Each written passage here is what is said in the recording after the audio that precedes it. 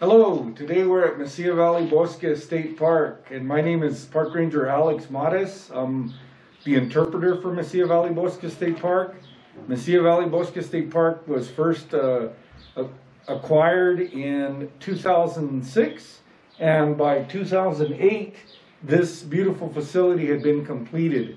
It was a long effort and a very local effort by the community and organizations to acquire the property here through partnerships with New Mexico Department of Game and Fish and other agencies of the federal government.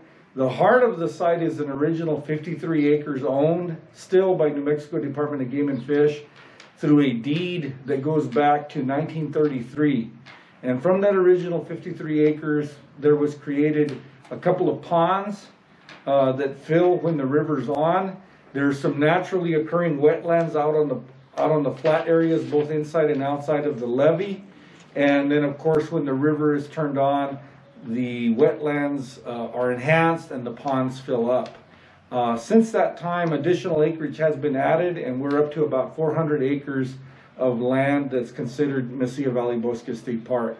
Some of the land is privately owned that we have through a lease, through Harris Farms.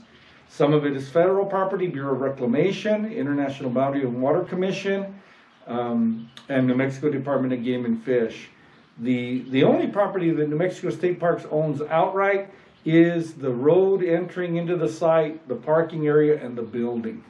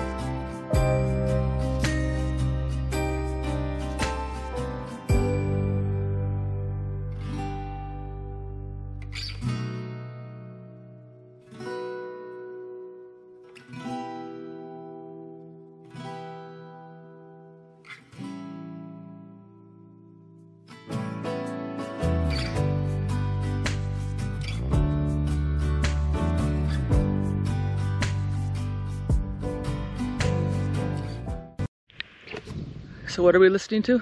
Red-winged blackbird.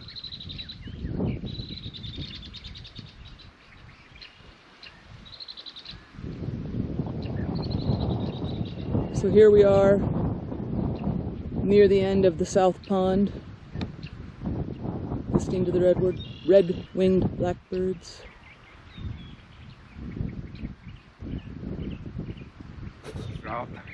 Pale wolfberry. Or garambullo, or tomatillo. Or delicious.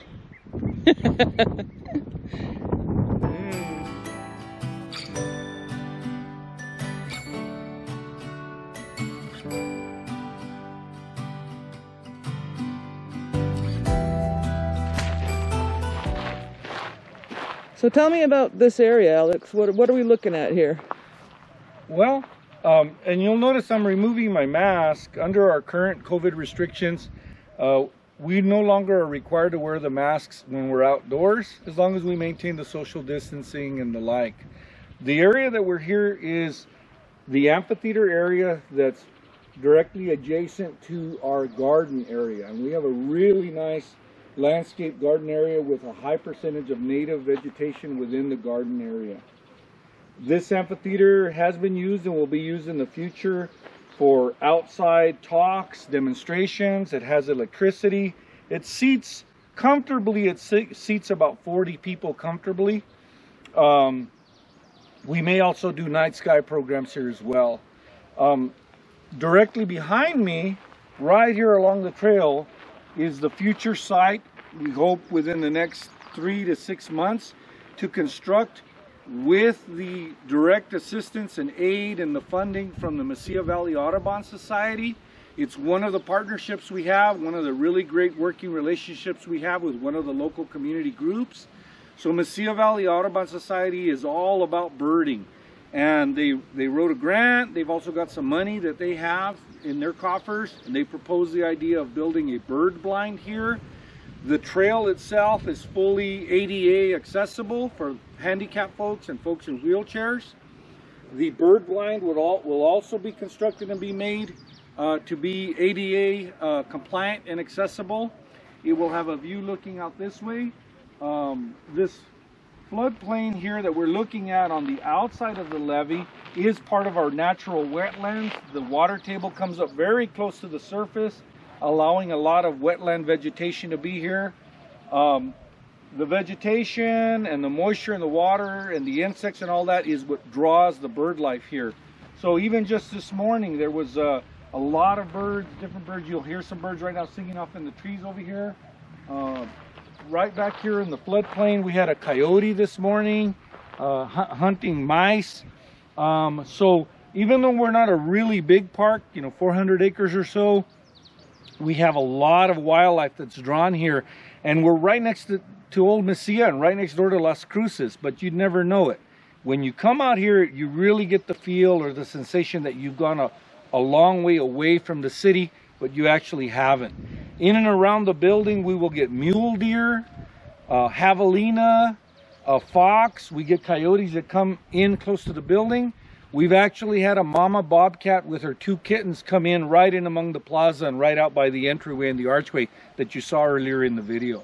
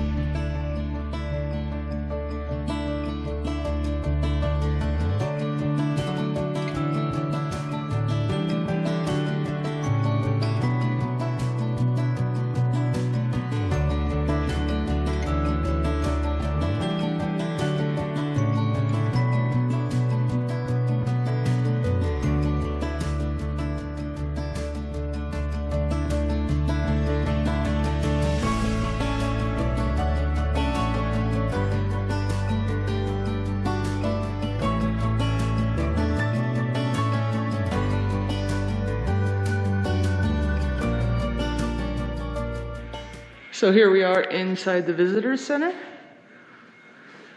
Lots of interactive exhibits and information about the surrounding areas and wildlife.